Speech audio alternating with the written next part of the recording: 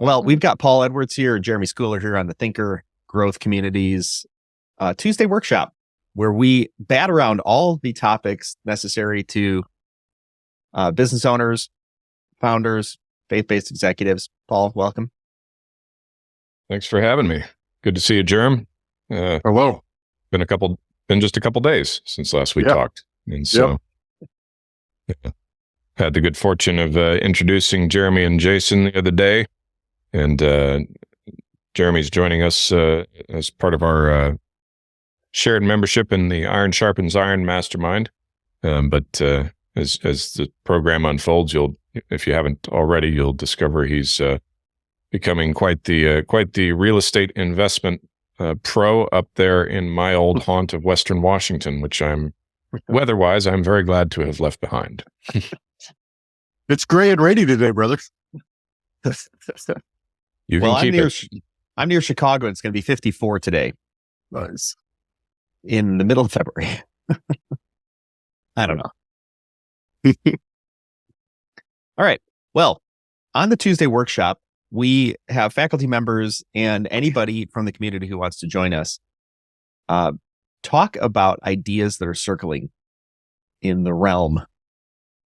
The knights of the round table are here. As we're looking at what is happening in the realms or our individual realms, what are you seeing out there? And what's on top of your minds, gentlemen?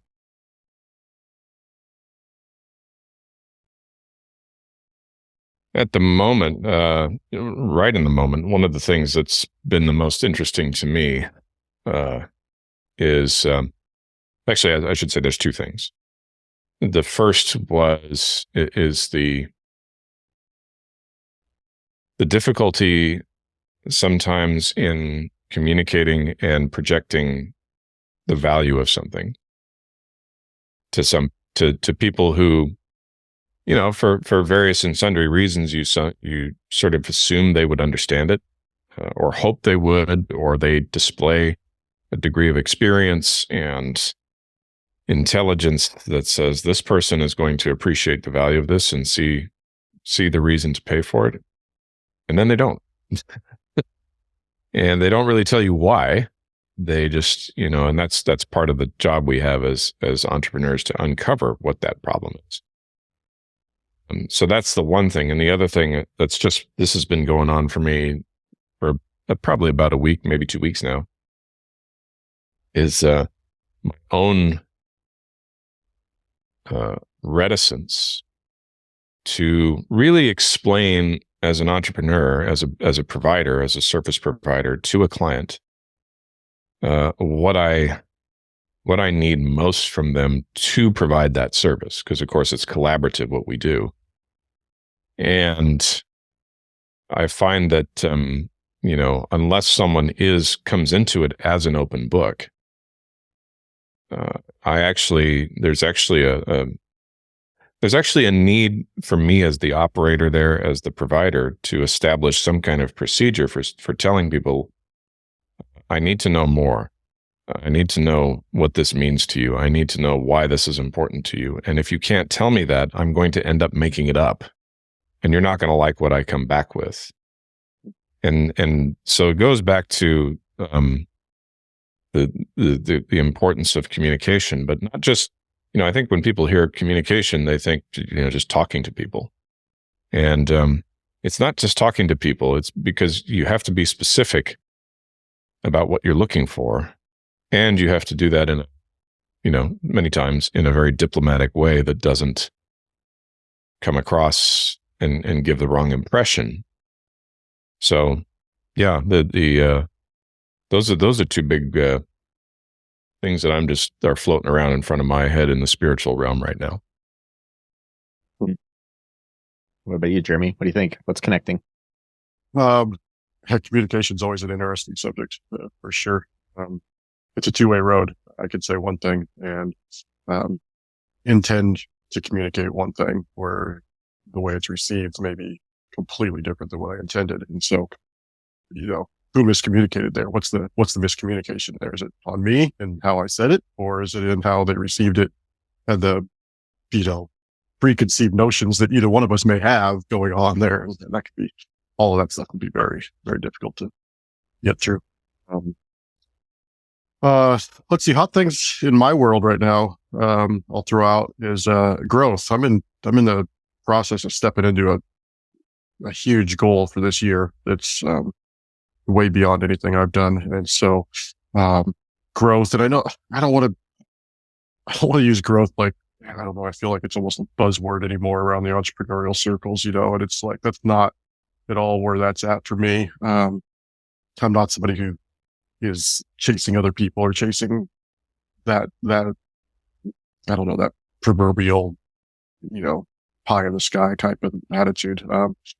But for me, it's growth that will, in the business, that will ultimately challenge me personally and in every way of life that will lead to personal growth all the way across the board. A coach that I work with, he'll often say that Entrepreneurship is the best personal development program there is. And so growing your business, growing all those things leads to you needing to become a different person in order to run that program that you intend to run. So that's what's hot in my world right now. And figuring out how to go about that and what things need to be cut out of life and what things are important to maintain, and then just kind of committing to that and getting after it. So that's the stage I'm at right now. So. It's a very familiar refrain around the workshop here and in the community. We've touched on that a lot on previous episodes. Jason and I remembered, talking about that, how, people get it. Oh, I want to be an entrepreneur so I can make money. And that, I wouldn't put that at the forefront of it. It's nice. It happens. It's good. And of course, who doesn't want to be financially independent? But you put that at the forefront, you're going to be perennially disappointed. Yep, for sure. Well, one of the things that is connecting with me is a conversation I had with my son last night. We were talking about business opportunities and growth. When do you stay at a place? When do you leave a place? Move on to something different? And the thought came to my mind that there's a saying that I use, which is fear guards the gateway to your growth. Wherever you're most fearful probably is where you need to open that door. And as we open the door, we enter a room that we have not seen before. Right? So each business we enter, it's like a room. It's got people in there. It's got stuff. It's got opportunities. And simply by opening the door, new opportunities are seen that we have not seen before. And so the reason this I think is important is that if we expect or define our opportunities or our growth or as far as we can go or what's available to us or what we can and can't do simply by the room that we're in, we are missing out of ignorance all sorts of opportunities that we just don't see because they're not in the room that we're in.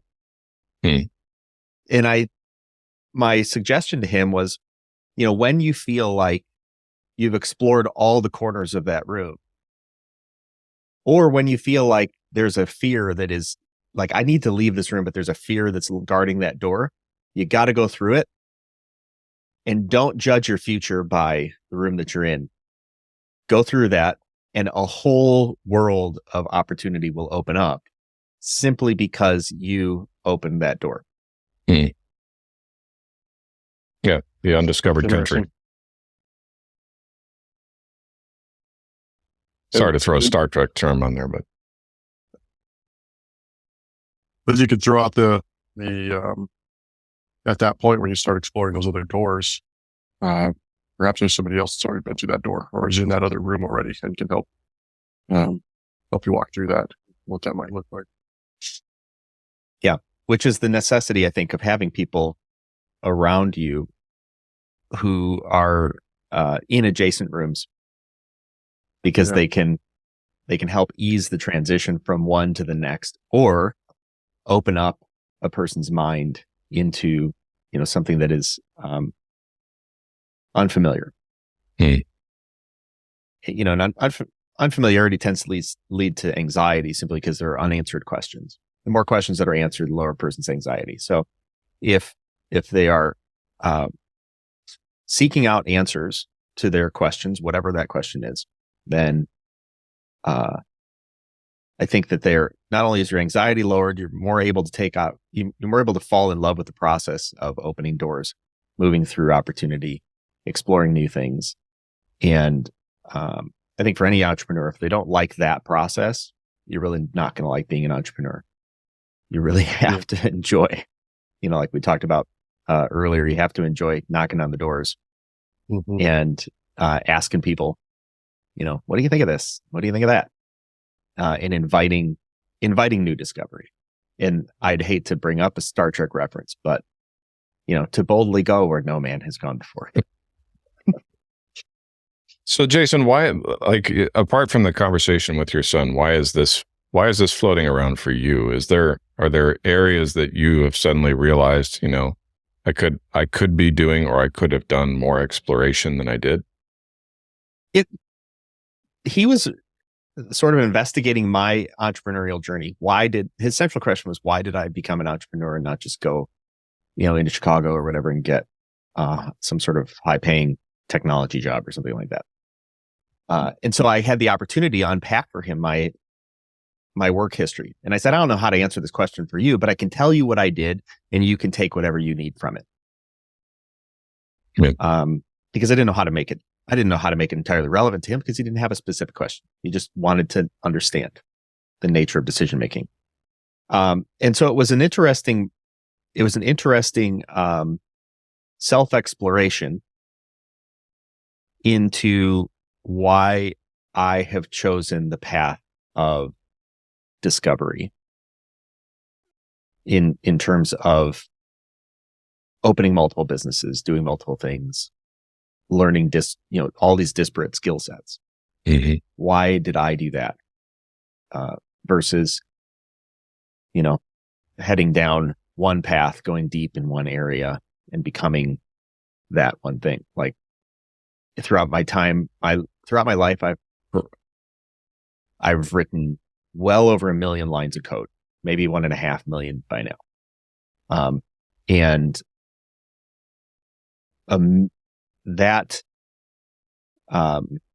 That was in addition to doing video work and marketing work and owning an electrical contracting company, owning a gym. And, these are all like, why would you do that? What possesses a person to do that? And for me, it was follow the interests and sometimes break down the door of fear, like you and I, Paul, talked about when I was going to publish my book.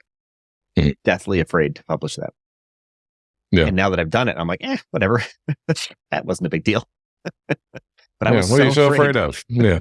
Exactly. And that's the fear guards the gateway to your growth. The very thing that you need to do to open up your vision is find the fear and move through it.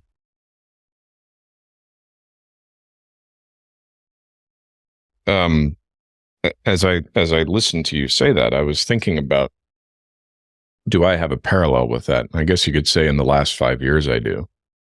But then I would be interested to look back further than that and say, why did I do all the things I did? Because I didn't pursue that. I always sort of had thought it would be cool, but didn't even know where to get started in terms of having a business. And, but you could look at my life and say, why did you join the military? And I would be like, well, I needed a job where I couldn't quit and I couldn't get fired. Right. So that was one reason. There were other reasons. It's not the only one, but it was something like I just couldn't even keep my feet on the ground as a young man. As soon as things got awkward or difficult or uncomfortable, I was like, I'm gone, get away from this and go find something new. And I decided, no, I'm going to attach myself to something here. And I'm going to push through it come hell or high water. And I'm not going to leave myself much choice. I'm going to subject myself to legal consequences if I do that.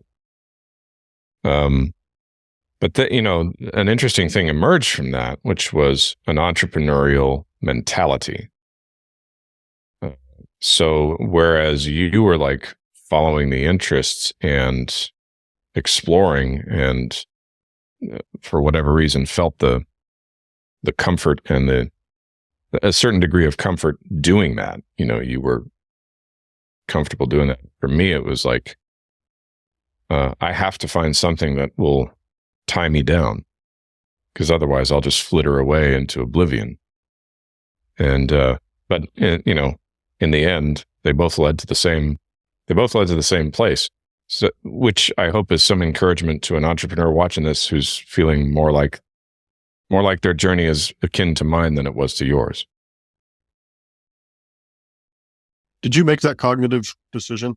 You thought through that way at a young age? The military? Yeah. Think like I need something to tie myself down to here. Like I'm just gonna.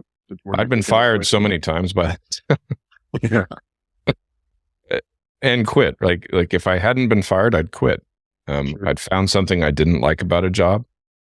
It was boring. It was overwhelming. There was people I didn't like. There was an environment I didn't like. There was a commute I didn't like. Or I liked the job, but it didn't like me. And it was too difficult to get to, or I wasn't really qualified for it. I didn't know people in the organization, whatever reason. And I just said, you know what? I'm done with this. I'm done with starting over. I'm going to start something and finish it. And maybe do it. I might even do it for 20 years. I was, at several points, I seriously considered staying in for an entire career in the military. So, yeah, I did. I was not thinking that way at that age. That's why I'm asking. I was just going with the flow of whatever was going on, kind of thing. And yeah, in hindsight, I wish I had people around me that would have pushed me to think just a little bit more that way. And not that there wasn't anybody, but I wasn't hearing it, I guess I should say too. So, but you got your start in construction, right, Jeremy? Yeah. I started out in construction pretty much right out of high school. Got into construction. Found myself to be pretty good at it. I've always enjoyed and done well in the labor type things and whatnot. So took off at that, did fairly well, and started doing subcontract in construction. And it's not uncommon. You'll start getting into, okay, I'm going to be a contractor, and I'll go subcontract, and basically you're just a higher paid employee, subcontract for another bigger company, and go back and forth, do that, or go work for somebody, and kind of whatever that looks like. And then about the time, I was just getting to where I'm going to go start a bigger company and kind of take off on my own and really start building my own company as a general contractor. Started that company, and then I got saved, actually. Became a Christian just shortly after that. And so I'm in the midst of, 12-hour plus days kind of thing on the job site, and then, trying to build a business off the job site. And then I got saved, and I like to say it kind of just really messed up my priorities. And the business was not on the top of the list anymore. So I stepped away from it with just the attitude of, I'm not going to pursue that right now. I'm going to pursue, getting to know who Jesus is and figuring this whole thing out I just stepped into. So it wasn't too long. Well, it took about 2 years later, I was asked to come on staff at our church that we were at, really just helping with practical needs. Ended up, on staff of the church for over a decade there, and moving into an assistant pastor role. And then, finally coming back was still doing construction along the side the whole time. And then, coming back to time to start a company and get back into the construction field and at least have that available for a little bit bigger jobs and whatnot. And then, shortly after that, idea and thought getting into real estate, doing, real estate, flipping houses and that kind of thing, started coming up. And so, yeah. So when you're doing what about like with the theme we've been discussing here, though, about, what is the undiscovered opportunity? The things that we close ourselves off from if we aren't willing to explore. Did that play into gradually re-entering the construction business from the ministry?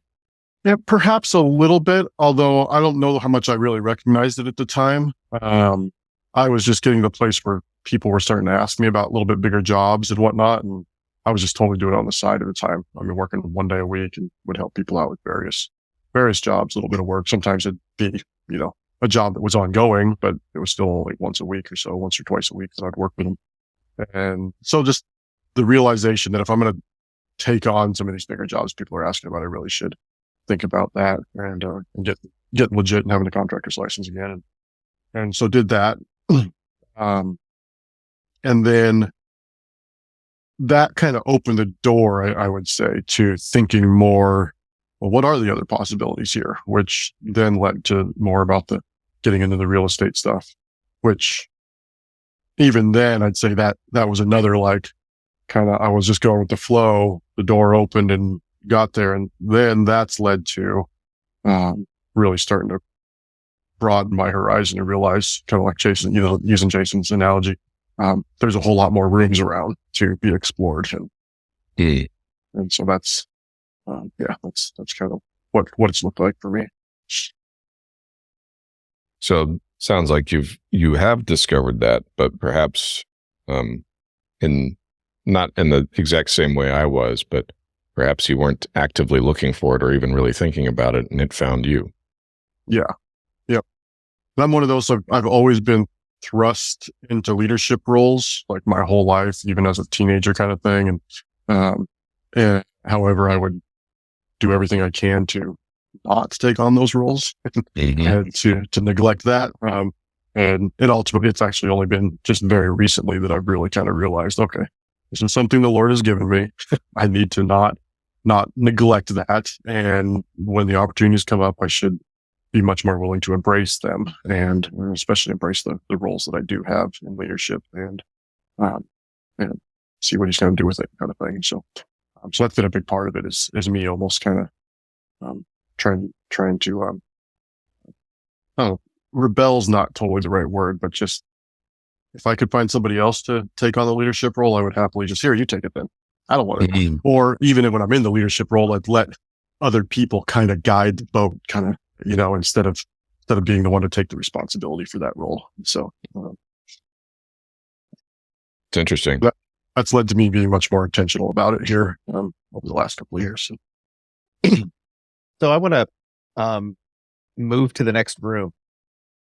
We are, I think, exploring an interesting and super valuable topic. I employed a gym manager a number of years ago, and he was coaching in the gym, but not getting some side projects done. And there were many hours during the day when he had the opportunity to get stuff done, like a rack for the weights and whatnot. I want to paint this. I want to do that. And I would come in there and have my weekly meeting with him, and he'd be like, yeah, I'm going to do that. I'm going to do this. I'm going to do that. And then, the next week, I'm going to do this. I'm going to do that. I'm going to do this, always the same thing. And finally I was like, you know what? Where's the list of stuff that you want to get done? He's like, ooh, I don't have a list. It's in my head. And I was like, well, that's a dream, not a list. So I was, for just a moment, a little bit shocked that it had not occurred to him to just write things down. And then I remembered me as a 20-year-old, I think, technical account executive, 21-year-old technical account executive, something like that. And I would walk through my day, dealing with clients and all this other stuff, right? And I'd have a little sticky note. Wasn't this, right? It was a sticky note, right? And I'd be like, here's the thing. I gotta do that for that client. Write it down. And I'd fold it over so the sticky part wouldn't get lint from my pocket. And I'd stick it in my pocket. And then I'd do something else, write it down. fold it over, stick it in my pocket. I get to the end of the day and I pull out these sticky notes. I'm like, oh, I got that thing done. All right. And I just pull another one. Oh, I didn't get that done. Oh, I got that. Didn't get that done. And I remembered, boy, there was a time when I thought sticky notes were enough. I didn't have a list. And it was that moment where I was like, wait a second, what am I doing? I should be creating lists so that it's all there. And now I'm an avid list maker. I've got lists and I've got notes, and then I'll go through them and I'll consolidate them down into applications and stuff so I can keep track of all these disparate things. And it reminded me that as I'm, now considerably older and have done a lot more stuff, at any given time, there's something that I am missing, something I am just nakedly unaware of, that somebody else is looking at me going, what the heck are you doing? Yeah. And I'm wondering, for each of us, how do you know? And maybe it's just me, but I sometimes get the feeling it's like, wait a second, I'm stagnating here. There must be something more. What am I missing? And I wrote down a handful of things. What am I missing? What don't I know? And how is that affecting my decision making? And I like this idea of undiscovered opportunity. So what am I missing? What don't I know?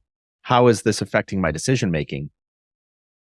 As a method to, and I operate a lot on feeling. So when I feel this and it starts to, I don't know, the walls in that room sort of press in, it's like, okay, I need to leave this room. I need to push out. I can get a sense of that nowadays, having lived a bit. When there was a time I don't think I sensed it. You mean when you can get a sense that there's something, something's missing, it's supposed to be on there, and you haven't even categorized it, or I feel like, maybe back to that other analogy of like, I've explored the whole room. Like I kind of get the sense like, wait a second, I think I've explored the whole room, and now it's time for me to grow. Mhm. Yeah, that feels somewhat familiar. I feel like I've been in that spot a few times. Been aware of it, right? Plenty of times I've been in that spot and haven't been aware of it, right? Right. But actually having the sense that I reached a pinnacle with the existing set of routines that I was doing. This is going to sound very sacrilegious in the entrepreneurial world, but one recent example of that was writing in my journal. From about 2017 to mid 2023, I wrote in my journal religiously every day for pages and pages and pages. Professional writer, easy to do, lots of thoughts and verbal mumbo jumbo running around in my head. Got it all out. And then right around the time when we came to Arizona in mid 2023, I got out my journal just like I'd always done. And I tried to write, and I got through one or two sentences, and I stopped. And I didn't have anything. And then the next day, I think I got through maybe a couple words. I tried a couple words, and I'm like, what's going on here? Like, this has been a way of life for me. And it wouldn't surprise me to find that the voice I thought I heard telling me, not audibly, but internally, telling me, you've got all that out of your system and you know what you're supposed to do now. So now it's time to execute. You don't need to journal anymore. You're not in chaos internally anymore. Not like you used to be. You're still capable of getting into chaos, but you're far more controlled, and you know, like, you have a degree of clarity unlike any you've ever had, and you can just follow the tracks. And it's one of the first times that I've sort of felt, I think, parallel to what you're describing there, Jay, is like, I was just like, I've explored this in detail at length for years and years and years, and I've never deviated from it. And not that I'll never journal again, not that journaling is a waste of time, none of that. I absolutely believe in it. But I reached a point where I was like, I don't, for this next stretch, however long it lasts, I don't need to do this. Weird. I mean, that's a really weird feeling. That's a long time to be that strict about it, and then to all of a sudden have it. I just realized that. I could relate to that a lot too. And I was kind of at a point where I was sitting there thinking, what is a way that's played out when Jason was sharing it? But then with what you just shared, it's very similar. I'm one who can easily, I think probably most entrepreneurs can get stuck in the analysis paralysis area. But I can get stuck there pretty well. In part of the stuff that got me going into the real estate was a partner who came along, and they brought a pretty good amount of capital, at least especially for me, it was a pretty good amount of capital to the table. The partner which was great. And I think it was necessary for me to walk through that door at the time and some of the other big life changes that happened to us at the time. And, however, there's been, in reflection, there's been a lot of ways that hamstrung me as well, as far as the entrepreneurial side. Because like, I was talking to Jason before, there's a guy who's come aside wanting to get into the real estate game a little bit here. And he's saying, I need capital. You know, I need somebody to give me funding so I can go do this thing. And it's like, no, you don't. You can do this with nothing, with zero. Like, and I wish I would have known that 20 years ago as a young, you know, mid-20s guy and whatnot. And I mean, it just could have been incredibly different for me. Mm-hmm. You know, the Lord knows, and he's put all the pieces together the way he intends. But nonetheless, though, over the last year, but really just in the last quarter, 3 or 4 months, has really been like, okay, you're done living off of the support that you've had. It is time for you. Had plenty of time to learn, to grow. You've got deals you've done. You understand the process, the program, the business. Now it's execute time. And that's kind of where this, you know, big growth goals for me are coming out. And and my partner, he's done a really good job. He's got a few years on me for sure. And he's done a good job at he's been super graceful with me throughout the whole process. But he's not laying into me at all. But at the same time, he lets me know that it's, you know, it's me. It's time for me to get out there and go do my thing, you know, and, I'm kind of like, okay, go and run, young man, you know, and so that's kind of the stage I'm at, is at that place where it's like, we're going through the door, and at the stage of life I'm at, it's like, in some ways I feel like I don't have time to mess around. I'm not 20 years old anymore. You know, I don't have time to mess around with like, let's halfway get after this thing and see where it goes. Let's set a goal that is that big, scary goal, and you'll get it, you know? And, so I'm exploring out that room, I guess, right now. So I think there are two sides of the growth, coin. One is let's go back to the original analogy. I didn't say coin. We'll pretend I didn't say coin. The growth room. So we know that we need to move into the new room. And then, like you talked about, Paul, there's that process of, hey, you know, I think I need to move.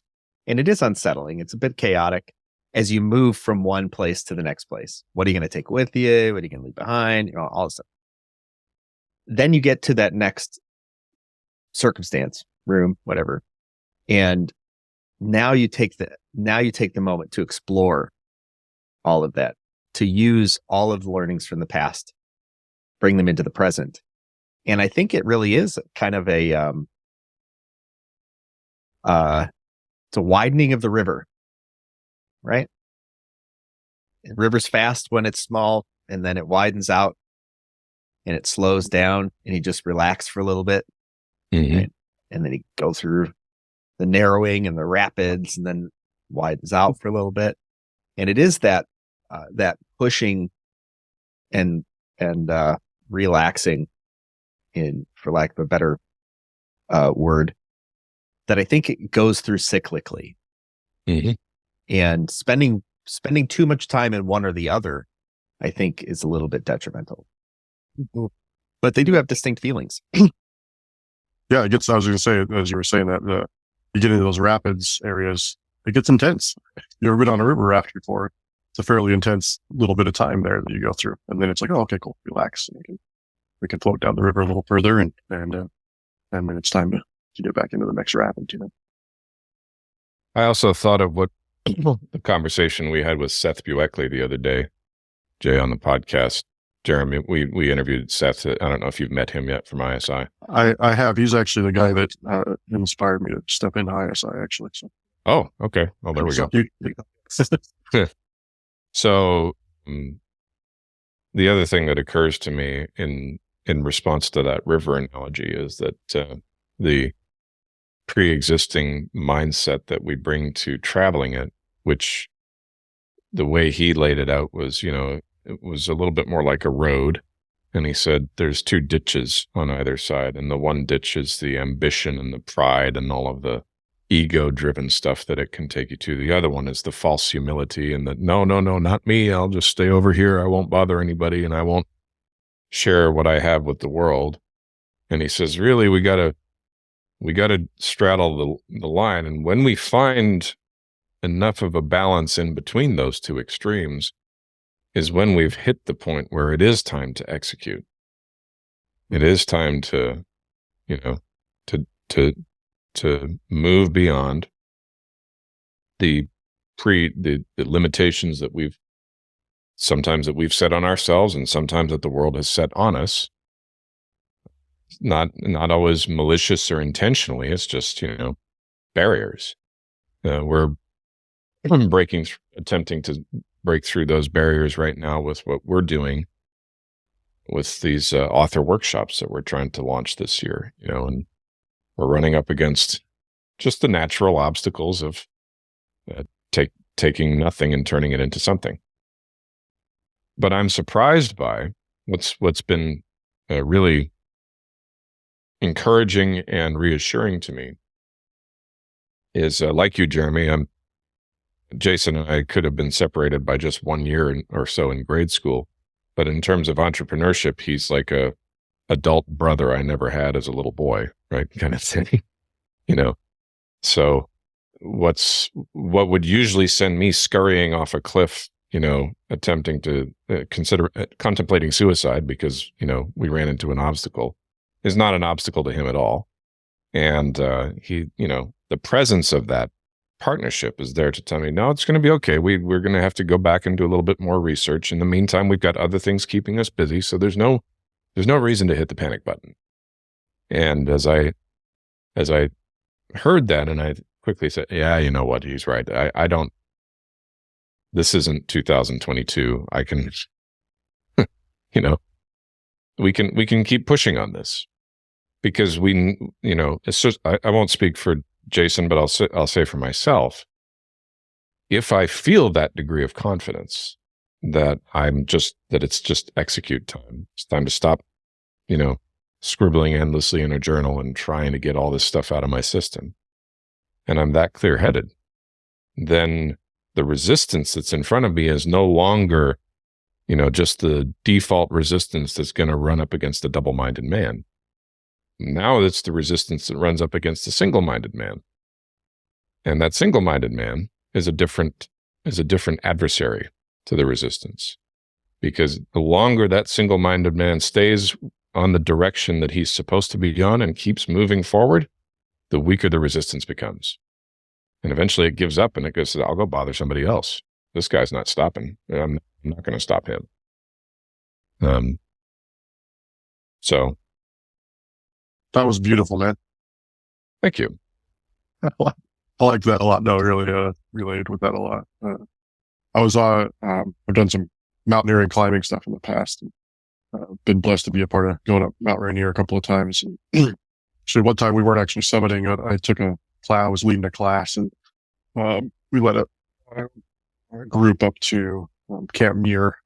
It's one of the base camps on on the mountain that you don't have to get into rope climbing or anything like that to go. But when we were coming down, we ran into what's been the worst whiteout I've ever been in. We just walked right into the clouds. We were above them. Everything was beautiful. And we just walked right into them, and it was thick. And it's, you're a white snowfield. It's white clouds. And I mean, you're struggling to make out little impressions in the snow out there, more than 100 yards is max, and when you come down this particular route, it's pretty well known that you really need to be on the ball for navigation if you get into those kind of spots, because you go either way, you're going to end up on a glacier on either side of this on the mere snowfield, and you really need to go the right direction. And it feels like when you're coming down that you want to fade off to the right because just of the natural slope that's there, and which is not the right route. So I had a pretty good handle on navigation and was prepared for all of that. And I had 2 assistant leaders with me and a half dozen, new students or students that were coming to the graduation of their class they were going through. And so I was on point. I was up in the front, and I immediately, check my GPS and then make sure I'm comfortable with the compass heading I've got. And I've got my compass around my neck, and I'm checking and I'm following from one point to the next point to the next point to the next point. If you've ever done navigation stuff, that's kind of the process. And so I'm doing that. And finally my assistant leaders, they're not real comfortable, and I've got a good pace. I just basically maintained pace right into this thing. And just once I knew what I was doing, I was good. And they reached out. They're like, and they wanted to talk and make sure we were, they were feeling like we need to be veering off to that right, follow that slope down there. Like, no, guys, and brought them down. We talked it out, showed them what was going on.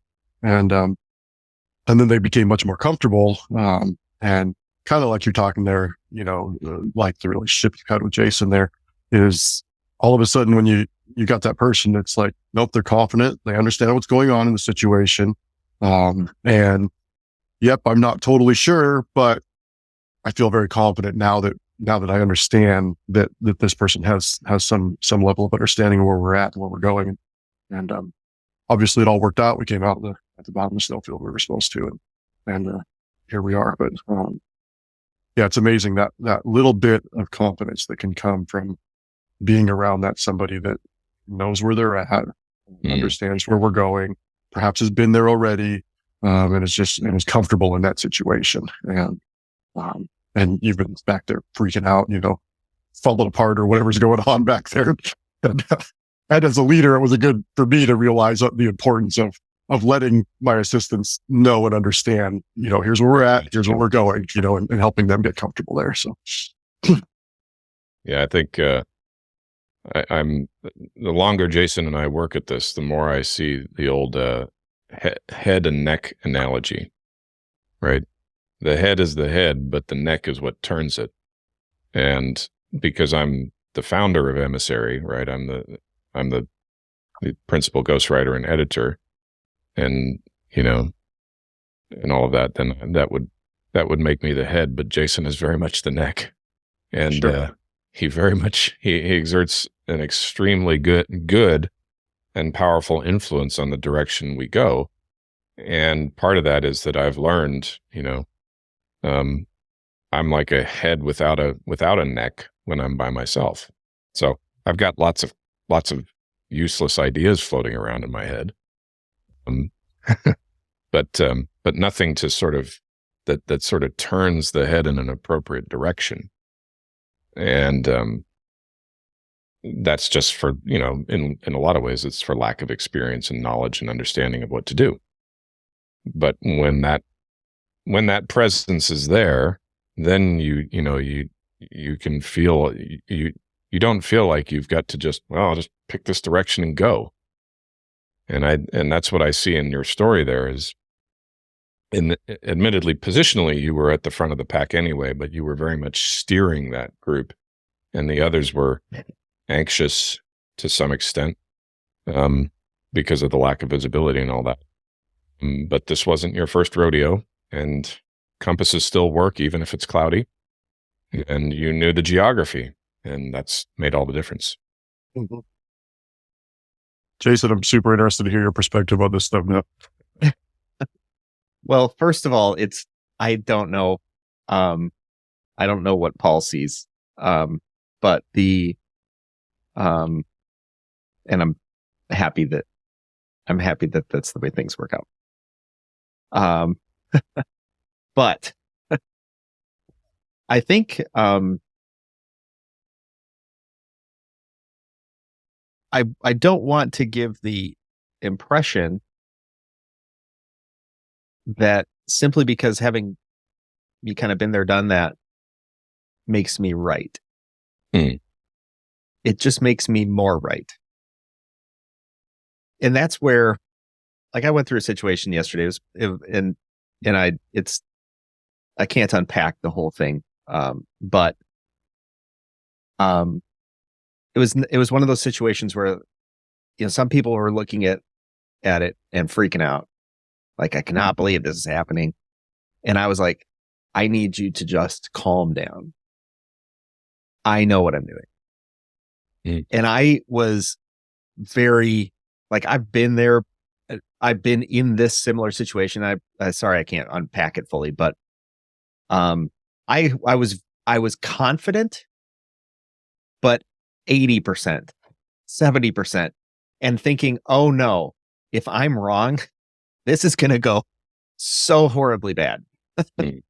And, and yet I tried to calm my own anxieties about it. That was my first task. Calm my own anxieties so I felt like I could see and hear more clearly and feel it out, feel out the circumstances and figure and to bring my confidence,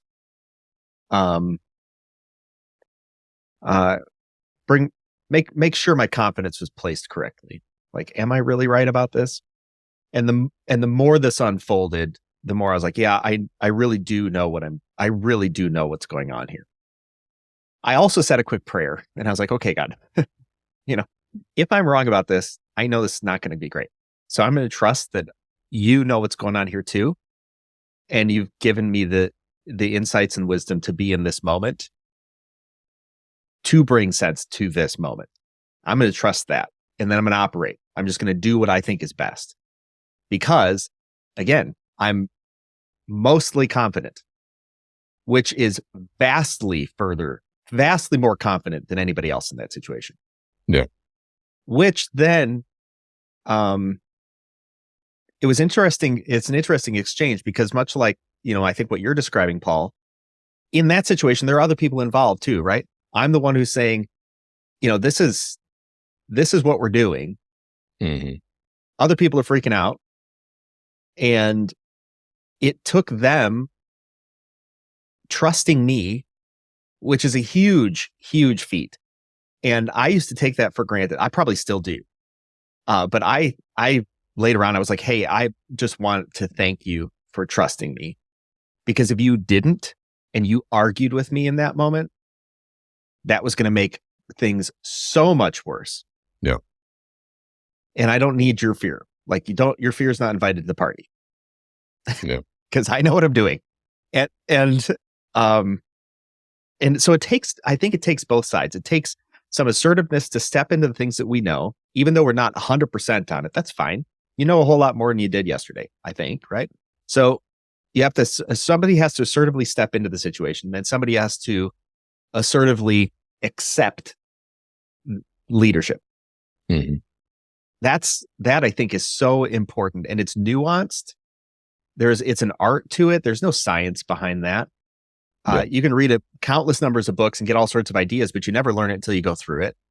Yeah. And so I think we're presented with those opportunities very strategically to grow, and we either take them or we don't. We either hone our leadership skills by assertively stepping into leadership.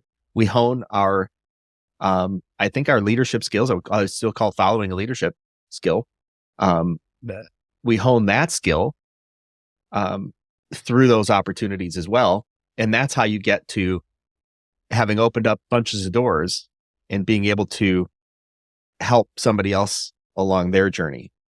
And for me, I guess, I love I really, really loved the process of just like, I showed up and I was useful, and, good things came. And that's what I love. I'm there for that. Mm. And so I'm wondering, what's one thing, this is a question for me, maybe it's a question for you too, but what is one thing that I've learned by opening that door to fear?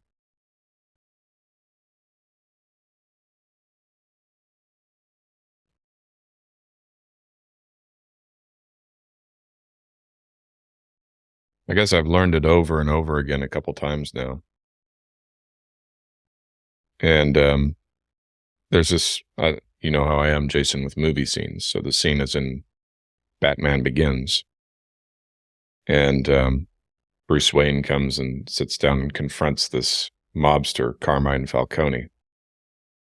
And he says, I'm here to show you that I'm not afraid of you. And Falcone's a villain, but what he says is true, right? He says, but you haven't thought it through. Like your butler friend or your girlfriend down at the DA's office. Now, pulls out a gun. I wouldn't have 1 second's hesitation about blowing your brains out. And what he's alluding to there is the fact that Bruce just wants to come and pound his chest and say, I'm not afraid of you. And he's like, no, you're not afraid of me, but you are afraid of what I'll do to the people you love. And you didn't think about that. Now, the parallel is, right, what we don't understand, we can't think through, and therefore we feel the fear. And Falcone even says that at the end. He says, you always fear what you don't understand. And it's true. And what I have found every time I have chosen to walk through the door anyway is that if I pay attention and I keep my wits about me and I don't get into shaming myself for not knowing things, instead regard myself as a student. Jeremy said that on one of our last calls. He said, I'm a student. And I was like, that's a very good phrase to use. Where we're masters, but where we're students, we're students. And it's good to know the difference. It's good to know which situation you're in. And when I know that I'm a student, then what is the number one obligation of a student? To study, to ask questions, to understand, to test it out for themselves, experimentationally. And then when the experiment doesn't work out the way it doesn't work the way it does when the master does it, you're supposed to say, why? Why does it work when he does it, but it doesn't work when I do it? What steps am I missing? What ingredients am I missing? So I think if the question is, what is the value of opening the door that you fear? It's all the things that you learn about yourself, about the world, about God, and about the power of our illusions or our perceptions versus the reality. And where that balance is, Jay, we talked a couple days ago about that fine balance between perception and reality. It's never exclusively one at the expense of the other, but it's usually a mixture of both. And usually the problem for us is that we don't understand what that balance is behind the door that we fear. But we'll discover it if we walk through. There's only one surefire way to not know what it is, and that's to stay outside the door. Interesting. Good. What do you think, Jeremy? Yeah, kind of Paul got to kind of where my head was going is just that the other side of that door is everything you could be, and it's Ed Milet. He's got some good stuff out there, and has a lot of interesting perspectives. And don't agree with everything, so don't take it as that. But he's got some interesting stuff. And one of the things he says has said is he thinks the worst thing that could happen when he dies is that he meets the person that he could have been and he didn't get to. And the best thing would be to meet that person and just kind of congratulate him on becoming the person that he was meant to become, kind of thing. And I think, that's exactly it though. It's like, what's on the other side of that door? Fear or whatever the challenge is or the thing. It's the person you could become. And you got a choice. You can either stay right here and not walk through that door, or figure out how to walk through that door, whatever that takes. That might take some research, might take some time, might take some, I mean, we've all done scary things, jumping off the bridge into the water that's only, 10 feet feels like a really big feat for the first time you do that. It takes a little bit to get that gumption up to go do that, and whatever that thing is for you. Yeah. And some people embrace it differently. Some people will take off at something like that and they don't even think twice about it. And that person always blows me away when I meet them. And it's like, I'm sitting here trying to get the gumption and they're just like, first time, never done it. And they just jump, It's like, that's awesome. And, I've said, I'll close with this last thing. I've said, this entrepreneurial growth thing for me has been, I'm learning to step out off the cliff, into something unknown. I don't know what's out there, but just trusting that the Lord has placed my steps and he's got that set. And so you step out there cautiously, a little timidly. We're going to step out there and you kind of tiptoe out there and you find, okay, yep, there's something solid there, and you step out there.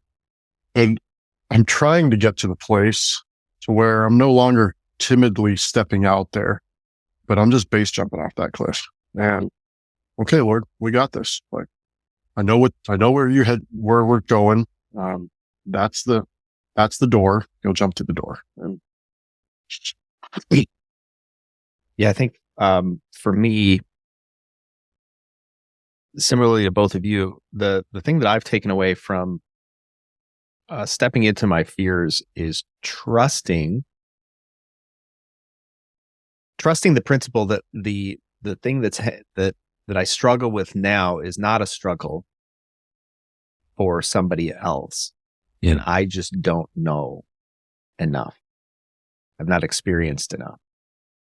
And if I don't go through to the next room, if I don't address those fears and move through them, then that undiscovered country is never discovered.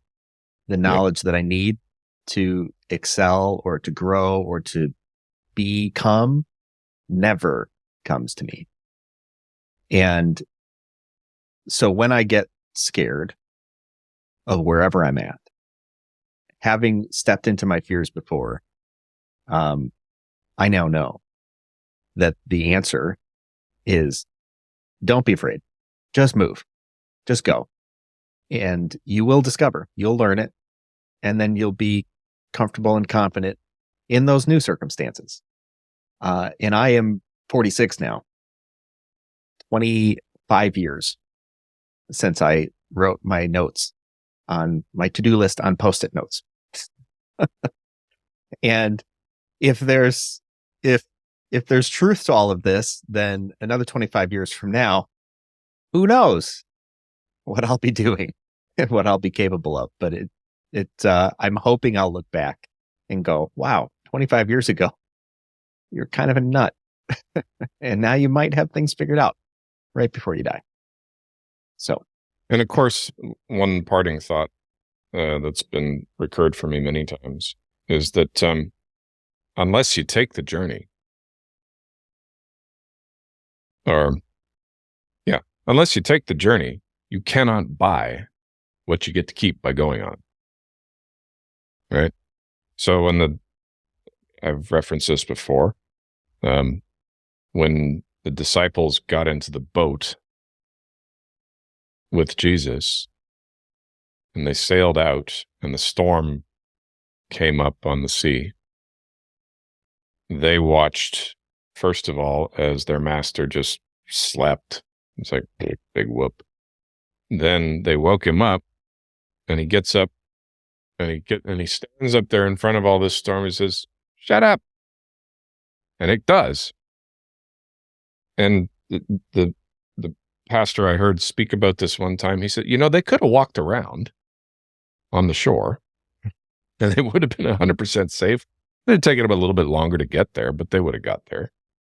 not that big of an ocean. So they could have walked. But if they'd walked, they never would have seen it.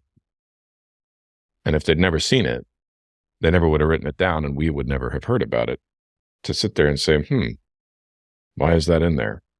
Well, there's many reasons. One of the reasons I'm confident is what God has always been trying to show us, which is you have less to fear than you think and more to gain by confronting your fear.